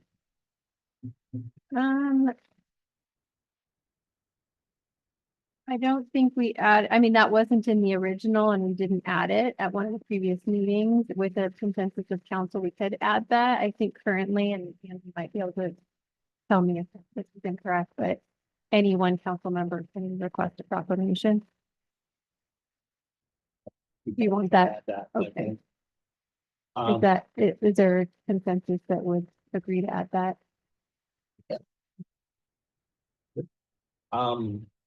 Next page, toward the bottom of the B. Special meeting will be held at 5:30. Could we put May into the, well, that page? Yeah, which section is that? That would be under 2B. Oh, two.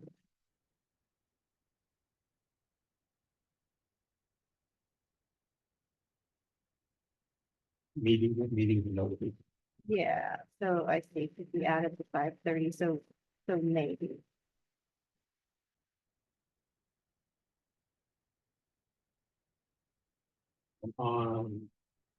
To C. Down toward the bottom. The wording on that, to the end of that paragraph. I'm wondering if there's a misprint there. I think there should be any council member who files instead of. Yeah, I actually caught that when I was reading through it again.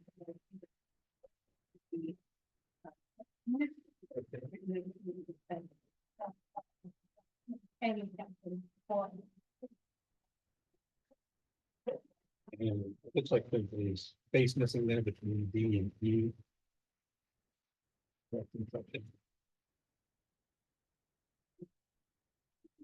I'll check that. I don't put it on my copy, but It's just, it's a typing. Paragraphs there.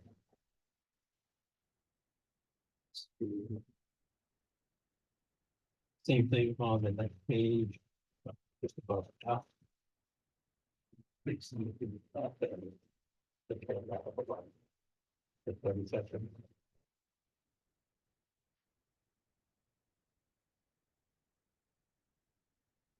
And then on page 7 under the agenda. List there. It has a couple comments from the city council at the end of that list, and we usually do it differently than that. Does that make any difference? But we do it. yeah, I can change that to the way that it's being done.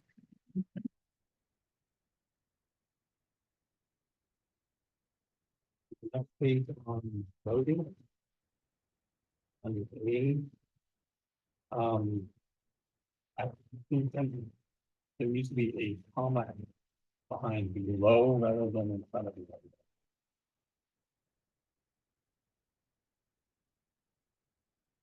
Unless disqualified as defined in section 4F, below members of the city council are entitled to I have agree, yeah. the responsibility. The comma should be after. After below. And then down just below that. Yeah, votes are taken by, of course, the roll call the vote should be that one, so. Which section? A, right vote. Last. Oh, it shows Votes the are taken by voice or roll call and entered in the poll. Votes should be capitalized. This is kind of peculiar because my copy does have it capitalized. Mine does too. Yeah. And the spaces you referred to earlier are also on my copy. Yeah. Section F under disqualification. I believe diocese question. Right, yeah, I did actually see that one as well earlier today. Okay.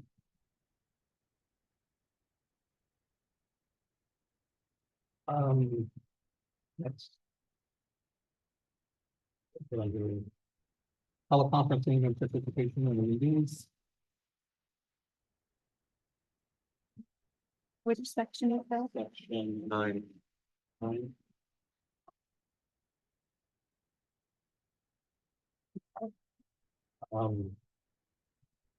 But you can go down the page there, under, just above, on A, but above B there, I think there's the wrong word there, because, included by steering remote media and media.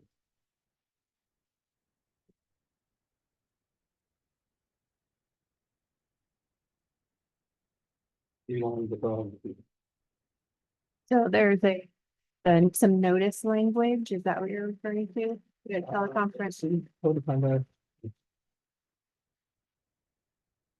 The city code of conduct and remote public meetings during a proclaimed emergency, the public must be given notice and an opportunity to comment, participate in the meeting in the real time.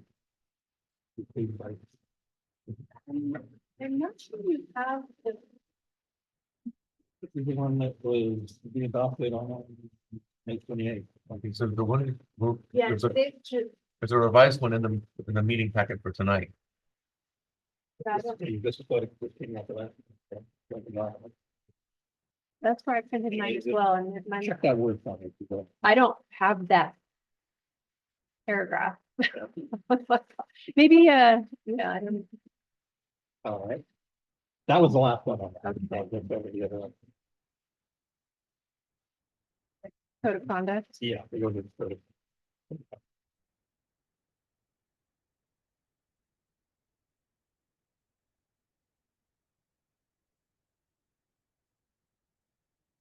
That I have there are under 10. I'm not sure. I like the wording on that whole paragraph. So is it D10 That council? would be D10. Yeah. I do have some suggested wording for you if I can make it go whenever we do some point, or if you want to. I mean, since we're talking about it, I think we should do it now. Yeah. Okay. I think this is too restrictive. I think we need to do some justice a little bit here. My wording of council members are encouraged to notify the city manager whenever whenever they are contacted by a member of the press. Comment on or hearing them issues being reported is within the subject matter of the city. The press includes, but is not limited to newspapers, magazines, radio stations, podcasts, television stations, and such forms. The city manager may then inform all city staff of the press interaction. I think maybe prior, a little bit far. That was the direction of a consensus of council. So if there is a consensus that would like to then change it to not requiring. So the consensus was to require a council member who's going to be speaking with the press to notify the city manager. I get calls regularly from, KFBW or somebody, and it's hard for me to get approval from the city. Well, it doesn't say approval. Yeah. It says, It says to the notice. extent possible, the council member should notify the city manager prior to the interaction. It doesn't say you have to get his approval. It just says you have to let him know and he needs to let us know that it's happening. And then I think in our conversation about it the last time, it was that last sentence, mine doesn't say may inform, it says the city manager will then inform all city council members about the press interaction.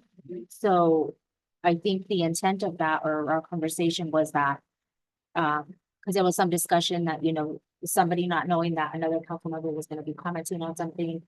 And if it isn't related to the city, then, it doesn't need to be shared with us. But if it is, that we have that heads up so we can say, oh, yes, they are commenting for the city or that sort of thing. It had to do with confusion in the past about statements being made. Right. Council being unaware prior that statements were going to be made. Right. And it has to do with our constituents reaching out to us going, hey, I just heard this on KSBW. What's going on with And not so this? much that we're seeking approval, but so that we're all informed that that's happening. I think was the Yeah, so it's spirit not of really, the decision. right. It's not really approval. It's just letting us know. as long as it's not prior approval, but it was really difficult to get. Oh, They're- absolutely. They're calling you, they want an answer right now. They want to interview you next 15 minutes. No, I think like, the language should so that everyone's aware. Okay, all right. And then under G, there was nothing, is there any? Yeah, I did media? notice that today. The social media, you'll notice is up in D. The social media restrictions are in the grade 9. I did want to ask about that one specifically because it was to the extent that we maintain a social media account. On here, the way I'm reading it though, it doesn't say that we're required to have a government account as well as a personal account. But I just wanted to ensure that that is the way it is, like, because in the summary where you summarize what the changes are going to be on the top, it says like council members are required to have a separate Oh. one. So, but in the actual code of conduct, it doesn't use required, it's just because. No, if you have them, they should be separate. Yeah. with the effect. But if there's, yeah, not that you have to have a social media. You know, I mean, my recollection was that council just said that if you have them, you just have to. And if you're using yours to comment on city business, then It should be city. at the city, yeah. You good with those changes? Based on the quantity, I'm a little concerned about your version. I think it would be best if rather than adopting it tonight, I revise it and bring it back. Okay. I would appreciate that. Okay. I agree with that. And also for Dr. Villarreal to know as well, these are published in our online packet. So if you go to the city's website, you would have found the entire packet like we get. So you'll be able to see this. Then should we continue that item or? No, I mean, I can just bring it back, Okay. yeah, as a new agenda item. L4, a resolution of the city council, city of Greenfield, reclassifying the current public works superintendent, FTE classification to public works manager, parks and streets, FTE classification and associated salary check. Staff report. Good evening, Mayor White and City Council. Earlier this year, an internal evaluation of the Public Works Parks and Streets Superintendent salary range was conducted and compared against the position's highest paid subordinate, the fleet mechanic. Industry standard indicates that the superintendent or manager is generally paid at 15% above their highest paid subordinate. It was determined that the current percentage gap is 6.04%. The proposed job title change / reclassification and salary schedule will provide for a sufficient salary gap of 13.04%, which is 1.96% lower than the industry standard. The superintendent position is currently salaried, whereas the highest paid subordinate is hourly. A survey was conducted of nearby cities and the equivalent position. Results are as follows. For the step 1 rates, City of Soledad was $43.26 an hour. City of Salinas was $48.97 an hour. The proposed reclassification of job title from Public Works Parks and Streets Superintendent to Public Works Manager Parks and Streets will place this position in line with surrounding cities and provide an acceptable salary gap from the position's highest paid subordinate. The proposed Public Works Manager Parks and Streets job description is not attached in the staff report. My apologies. I didn't attach it. It's just a title change with the same job duties. The City Council did approve the personnel reclassification through the budget process, and there would be no further financial impacts to the city. So it's already been absorbed into our fiscal year budget starting July 1. You could see that the salary schedule is as below. What I did was I placed in what the current rate is for the Public Works Superintendent position, and then what the rate would be as a reclassification to Public Works Manager. And staff recommends that City Council adopt the proposed resolution to approve the reclassification of Public Works Superintendent FTE to a Public Works Manager Parks and Streets FTE and associated salary schedule. Good. Any public comments?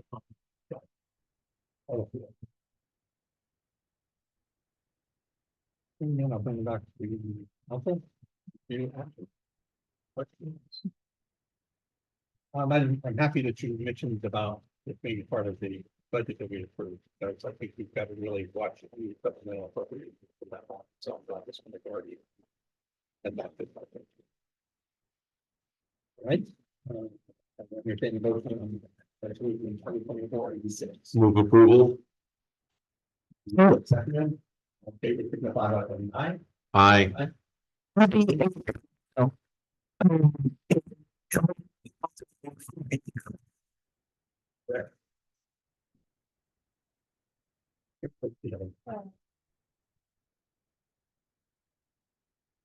that again. I just moved approval, so I didn't specify which number it was. Yeah, but the way it's on the agenda, it says 86. So If you do 85. So I'll move approval of this renumbered as number 85. second. We did second, all in favor, signify by saying aye. Aye. Opposed? Motion passes. Very good. Thank you. L5, a resolution of City Council, City of Greenfield, canceling the remainder of the wastewater treatment plant Sprayfield Environmental Development UCIP. And subsequent contract between Duffy and Associates and releasing the remaining funds, $86,019. And adopt a resolution of the City Council, City of Greenfield, amending the scope of work for the wastewater treatment plant environmental 2022. And to include a portion of the sod fund and increasing the budget. The project budget by $86,000. Staff report, please. Good morning. Good morning. Listen to me. Councilmember Tipton got me on that one. Good evening again, Mayor White and council members. I'm going to give it a little bit of background on these two resolutions so that they'll make a little bit more sense for you. So as you know, the city issued requests for proposals for the CEQA NEPA review and documentation on June 6th of 2022 for the two projects related to the wastewater treatment plant. One was the CEQA NEPA review for the wastewater treatment plant effluent field expansion project. And then there was another project, which was the Greenfield wastewater treatment plant improvement project. Both of the RFPs had proposal submittal dates and a time of July 21st, 2022. Both proposals were evaluated separately and happened to be awarded separately to Denise Duffy and Associates on October 11th, 2022. So these are two separate contracts unrelated to each other. The two environmental projects were being run in concurrent timeframes with each other, with attention to keeping the work separate. The goal was to complete the environmental process for the effluent spray fields first, in order to push construction of new spray fields to the east of the existing wastewater treatment plant ponds to provide more capacity. And we did have a preliminary design for those. As the spray fields environmental process was moving in the right direction, the early 2023 atmospheric storms came through town. We observed the Salinas River rise to elevations not seen previously adjacent to Greenfield.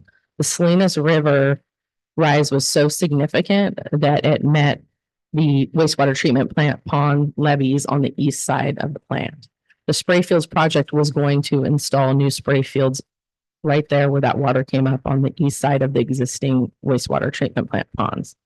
So soon after that storm, communications with the State Water Board were very clear, and they advised the city that the State Water Board would not be in favor of that proposed location of the spray fields. In fact, Water Board staff stated that it would be completely off the table as a location. So without the State Water Board's support to construct the spray fields on the east side of the wastewater treatment plant ponds, an alternative location needed to be identified. After many discussions with the city engineer, water board staff, and the property owner of the sod farm adjacent to the wastewater treatment plant, it was determined that a portion of the sod farm would be the most suitable alternative location for spray fields. The city did obtain permission from the sod farm owner to conduct the appropriate testing on this property to determine whether the land would be suitable for spray fields. Test results indicated that the land would be suitable and was determined that the scope of work for the new wastewater treatment plant environmental then should be amended to reflect this. So it makes the most logical sense to cancel the spray fields environmental project, what is remaining on it, and amend the scope of the wastewater treatment plant environmental to include the environmental investigation on the sod farm as a potential location for future spray fields.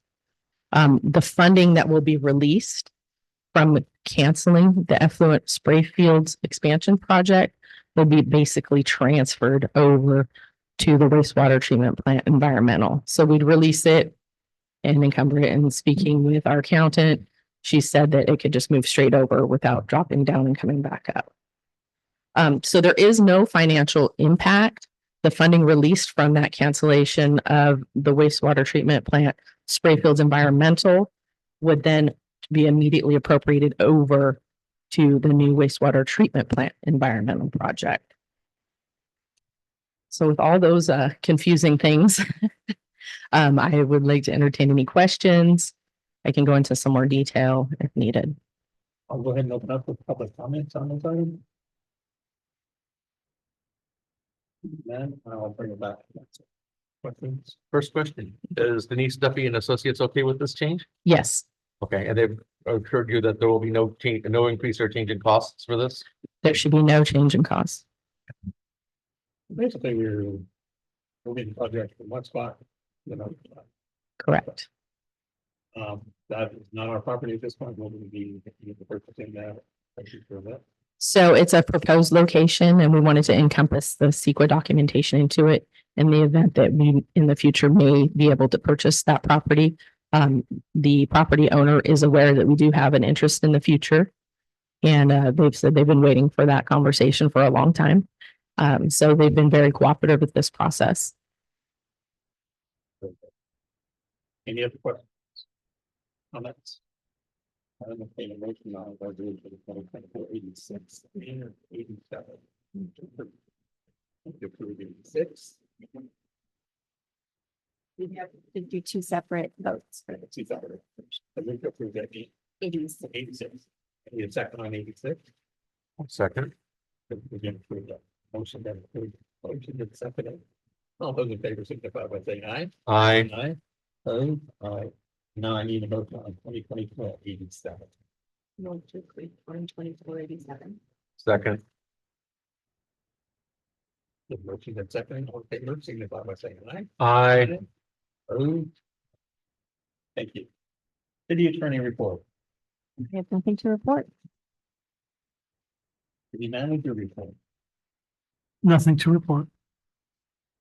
I will close the meeting. I do have more of a notice, I guess. I will be having surgery just a couple of days before our next meeting, so I may or may not be here, but I wanted to attend teleconference via the Just. Okay. Is it Just Cause rule, not the traditional teleconference? Yeah. And I know it says that it needs to be actually voted on by council. Yeah. But it can be voted on at the beginning of the meeting that I missed. So I just wanted to put that out there in case I'm not well enough. Because surgery's the 5th and our meeting is just a few days later. That I am requesting to either be excused for that meeting if I'm not well enough or to attend remotely. Yeah. Yeah. So we'll make sure it's agendized. That if a vote is needed, that it happens, but then if you're here, just similar to how we. Yeah, and then I just wanted to clarify with you, if I do attend under the Just Cause part, then I do have to be on video for the duration of the meeting. That's right. Yeah. Okay. And then all the votes will be by roll call. But you need to be on video. Yeah. And you have to inform us of anybody over the team. Yeah. Yeah. They won't care to be but I may not be well enough to even be on video. We'll see. Hopefully I am, but I just wanted to make sure I covered it. Closed meeting recognized Pride Month. We didn't miss that this year. Bring that up. We'll adjourn the meeting.